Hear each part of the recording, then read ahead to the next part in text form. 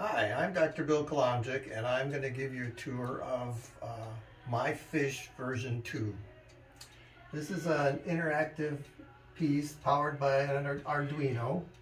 And as you know, an Arduino is a Internet of Things device that you can write code and download software into. And this particular project is a kind of a homage to Jim Palace, who did Song for Luke.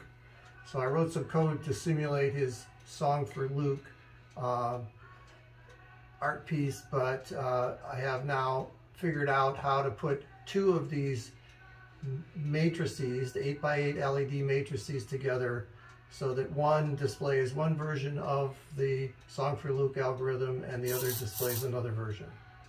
So what's happening is that I have a PIR motion sensor over here detecting any movement in front of it. And when it detects movement, he'll wiggle his little tail. This is a linear servo motor, okay? So, but what we have in here are these two 8x8 displays. This is a binary shift register, and there's two versions of the display coming up. One that shows a sequence of binary digits, and the other that shows a sequence of linear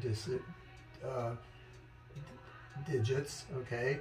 And there's some randomness involved where if I took the time to display the full sequence, it would be too long. There are two other sensors in here, photoresistor here, and this little red light is just an indicator of the power level of that resistor, and a photoresistor here. So there's two, one's on the starboard and one's on the port. And then I have kind of an alternating cycle between display there, okay, and this RGB LED that's going through a color cycle. And then based on some input decision, I'll either do the Song for Luke display on the lower matrix or on the upper matrix. The difference between the two displays basically is this is first in, last out, and this one is first in, first out. Two kind of different data scanning techniques.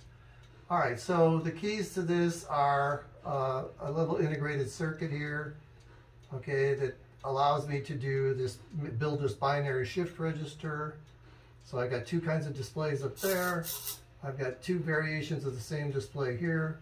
I've got an alternating LED component here, and I've got two sensors. Now, when I turn on the room light, it's going to change the light level in the room, and these photoresistors then will give us different data and make different things happen. But the point of this project was just to use one Arduino board, one 5-volt circuit, and just more traditional LEDs, okay? And that's a tour of this.